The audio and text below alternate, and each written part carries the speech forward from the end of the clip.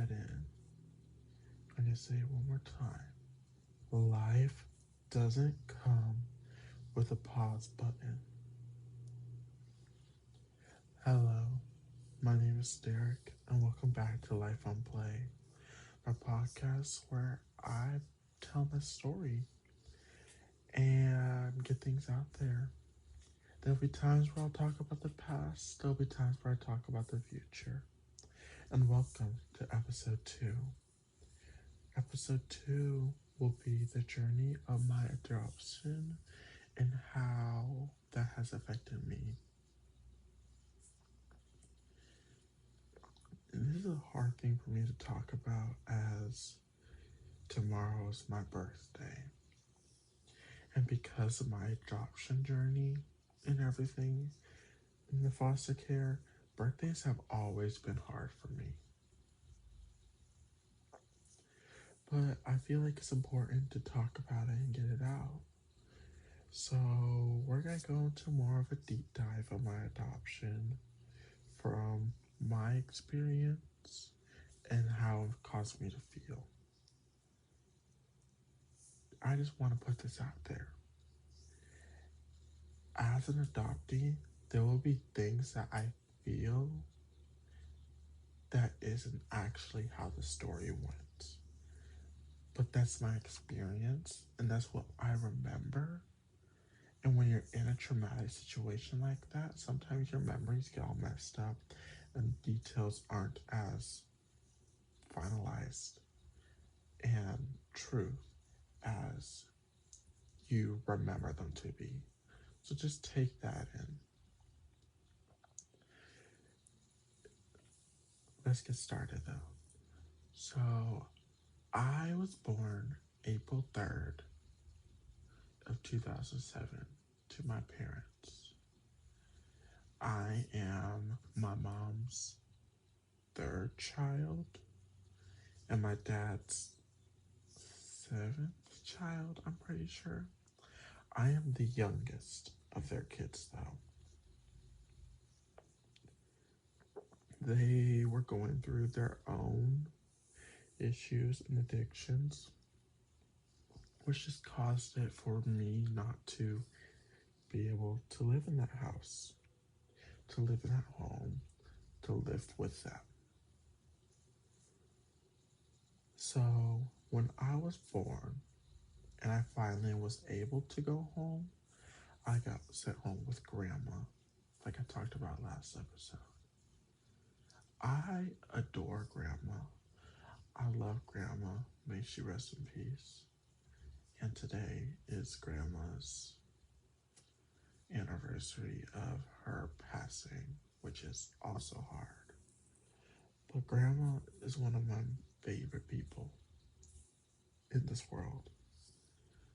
But did she do some things that she shouldn't have? Of course. Because who doesn't do things wrong every now and then? And when you're in a place like this situation, it's really hard. Because your daughter, my mom, that's your kid. And you want to do best for your kid. And it's hard to be put in the situation you're in. But through all that, I have no like animosity towards her. And I don't think I ever have. But I went home with her and they did not follow the guidelines of my parents not being there. Because of that, CPS became involved even more because they were already watching, making sure everything was okay because of how I was born. I went from multiple different homes, whether or not it was a family member or a foster care placement. And the amount of trauma that I went through during that time was horrible. Basically, every male figure in my life became very traumatizing. And that's why I never really got close to our dad like I talked about. But the biggest one I can remember when I was with one family member who was in a relationship with this guy, and this guy would beat me up over the littlest things, whether or not it was I had an accident or not. I would be forced to sit on the toilet until I would go to the bathroom for hours. It was a very traumatizing experience that I can remember those feelings and being scared for to this day. Do I love that family member? Of course. I love everybody. And this is the thing I've learned throughout my journey is you can love somebody and not like them or like what they do at the same time. I love this person and we talk now, but I don't think that's something I could ever forgive because that was something you had control of, not full control, but more control of. And I was a kid who had no control. In the end of my foster care journey, I got placed back with grandma. And my parents were there, and CPS did a surprise visit. And my parents went and hid in the closet, and CPS knew they were there. There was 2 extra bowls at the table, and then I told CPS where my parents were because I was just a kid. I didn't know better. But that's when I got taken away. And still to this day, even though I know my head is not true, in my heart, it's hard to believe that I'm not the reason I got taken away. And that's super hard. My caseworker took me out of the house that day, and that's when I got placed with the Warnocks. My family, my home. That's when I met my sister, and that's when I met my parents. They started out as my foster parents, and I love them. I really do love them. It's just hard for the point that we have got now. But they will always be my family. And it was the first time I felt any sort of peace. But even then, I was still working through a lot of trauma and everything that I went on as a kid. I basically struggled growing up. I struggled with social cues. I struggled with tons of different things. It took me a while to be able to become comfortable. So that caused a little bit of a struggle between me and my parents. Will I say that adoption journey is hard? Of course. The thing is, it's hard on all parties, but most of my experience wasn't about, oh, how are you dealing with this? It was how my parents were dealing with this. And that's something I feel like needs to be talked about more is the adoptee also has just as much, if not more issues than the parents do with the trauma. The parents can be like, oh, we understand where you're coming from because you guys can hear things. But the thing is, every person's different. The way every person feels different thing is going to be different. And especially in a situation where someone went through it and you weren't the one who went through it, no one will ever feel and know and live the experience I lived. I can explain it in as much detail to anybody, but that's not gonna cause them to go through what I went through. Does all the trauma make it hard? Yes. But I also can't go and blame my decisions on that. It makes it really hard. And there's so many things that I've done wrong that I regret so badly that I was like, well, I just struggle with things like that. Or it's just hard for me. But the thing is, like, I've been through so much hardship. And it's like, the shit I did is on me. It's not on nobody else. It's me. I'm the one who should have pushed as hard as I can to become that better person and do right from wrong. But I didn't most of the time.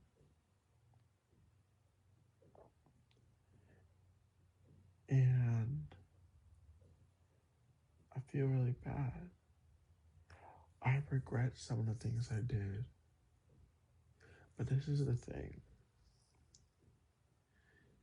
to learn from your mistakes doesn't mean just regretting about what you did. Because the regret's not going to change what you did.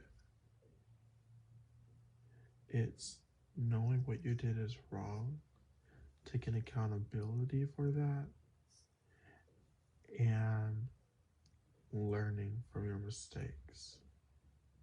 I will hate myself for those things I did.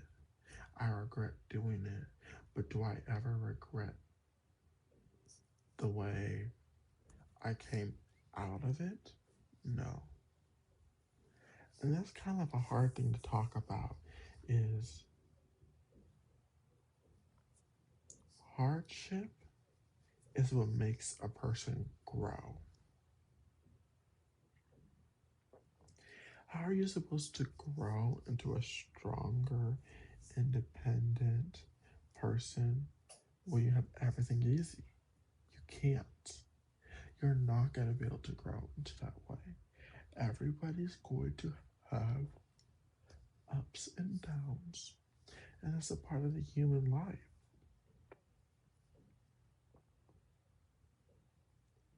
It's a beautiful thing. It gives individuality to a person, but at the same time, it causes pain and hurt and all those other things.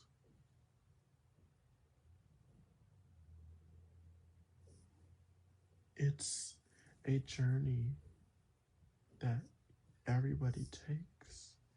And the thing is, every decision you make will have a different outcome at some point.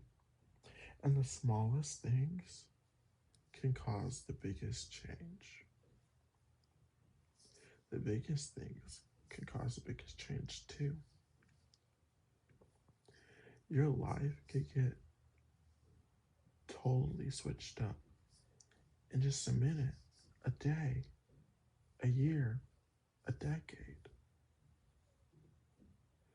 all over one little thing. And it's hard. And it's like, people can say things, people can do things, and not realize how it affects other people. Like, you could think someone is joking about something, or the person who was in the situation could be like, that hurt. Even though the person saying it was trying to say it in a joking way and be funny and just make a joke, it's not what is going to be the experience for everyone. It's a everybody can say something and cause something for someone else. So just be mindful of that. But at the same time, if you do say something and cause pain to someone, even though you don't mean it, apologize for that. Apologize for making them feel that way. And when you apologize, leave the but out. Don't explain why you did what you did. A but negates the apology. But apologize. My whole life, I've been told to apologize for things even if I didn't do it. And that in itself is a good lesson. But I feel like there's a little more to it than just that. You can apologize for things even if you didn't do it. Like when something happens to someone that you didn't, we all say like, "I'm sorry that happened to you" or something like that. There's a difference in that kind of apology and taking it on as, "I'm sorry for this if you didn't do it." And I feel like that's the balance is really hard to find because sometimes it's in between that too. But I also feel like you can't take everything on yourself. The amount of things that you put on yourself that aren't you will cause things to be hard and to struggle. You shouldn't have to carry that big of a load, which comes to finding your people. Sometimes that can be family. Sometimes that's just not the right people for that. Make sure you have a group of people and make sure they're quality people. And you have to think about quality over quantity. Just because you have a lot of people who know you and you know them and you talk with doesn't mean that they're in your inner circle. They're there, but you need to find someone that you can trust.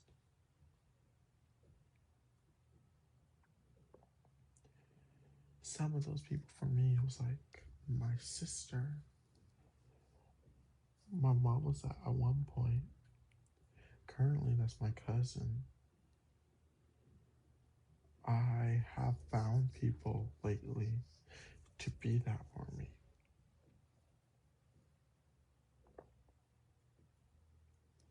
And it's hard.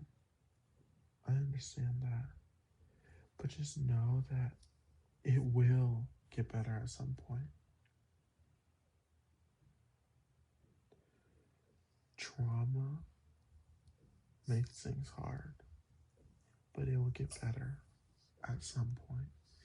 But the trauma will never go away. Everybody normally in life has at least one traumatic thing at one point. And most likely a lot more than one traumatic thing. And it could be the smallest thing, but it could cause trauma deep down inside. And just know, don't stuff it down deep.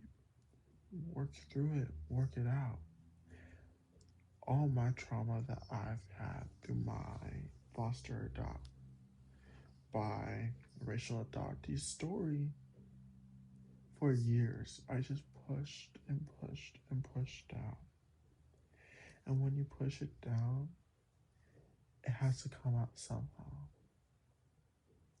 And most of the time when it comes out, It's in a horrible side of you that you never wanted to know that existed. It's hard because you end up doing a lot of damage to others. And because of that, sometimes you lose people, which then makes the whole situation of finding your people hard. So just know, work through it. See a counselor, see a therapist. Sometimes that doesn't work for people. Sometimes journaling works for people. Sometimes doing something hands on works for people. Sometimes being with people does things for people. Doing art, singing, dancing, acting, doing something that you love will help get to the point where you're able to move through those emotions.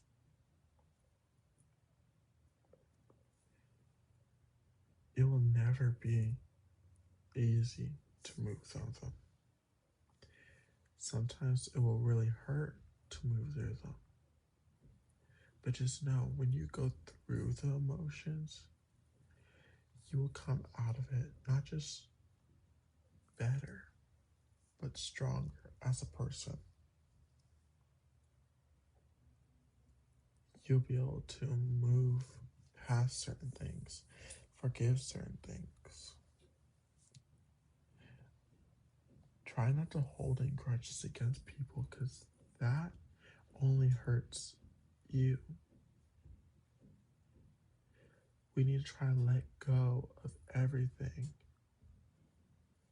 that others have done to us, because us holding on to it, it doesn't hurt the other person, it hurts us. And that's why I've been able to get to the point where I have said,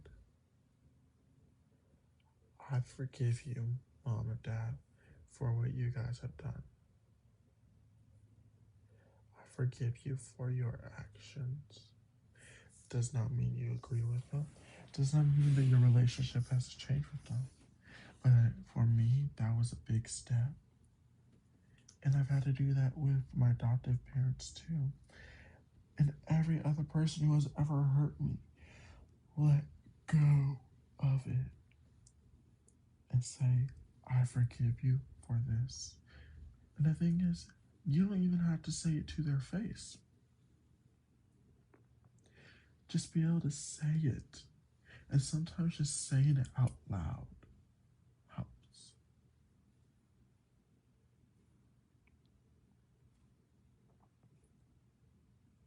I love my family, but that doesn't mean I like what they do. But being able to forgive them gives a new foundation for me to build a relationship on top of. It doesn't mean that there was anything. It doesn't mean that I'm just gonna forgive and forget. It means I can forgive, but the way things are gonna look is going to look different. It's going to be a journey in of itself.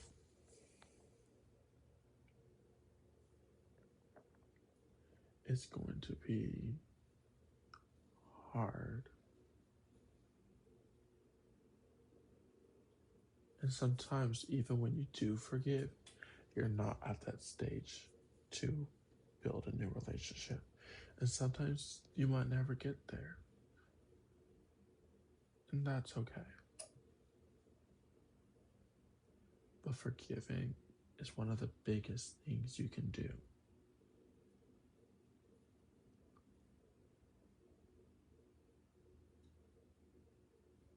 But through all this, I have learned so much. Would I wish it on anybody? No. And sometimes I wish someone could just take the pain away.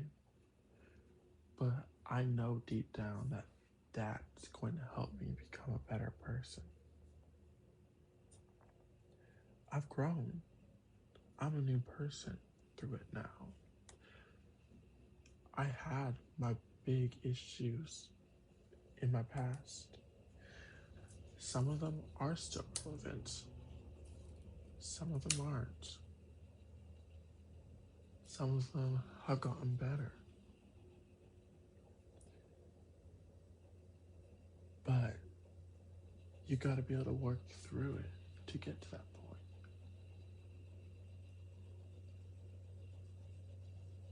As I talked about last episode, with me and my parents,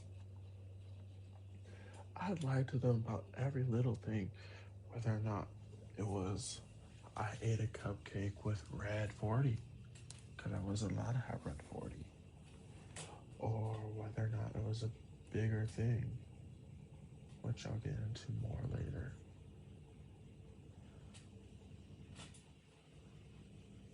It was just every little thing, big thing, little thing, anything that I knew I wasn't supposed to do and I did, I lied about. And did that come from trauma in my experience? Yes. But I can't blame it on that. Those are my decisions. Those are the kind of things, it's like, you could try to blame it on someone else and say, oh, this is why this happened. This is why I'm like this. But everybody can change that. Especially at that age. You can change the way you are. Don't let anybody else define you for you.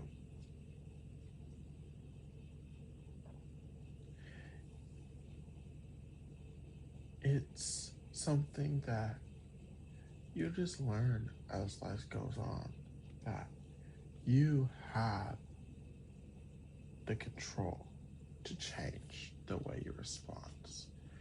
You can break the mold. You could create a new mold.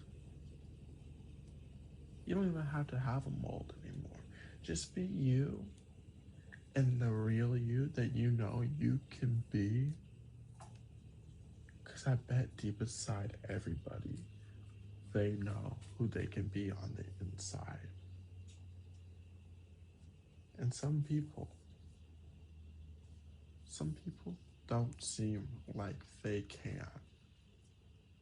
But I bet you somewhere deep, deep inside, there is a person who knows the right from wrong, the good from bad, and just how to be the best person they can be.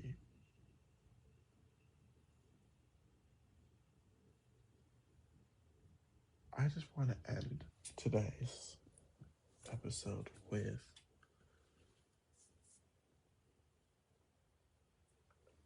just this. Remember to forgive. Remember to let go of things other people have done to you. Remember to live through everything. Put yourself into a place to work through everything and become the best person you can be.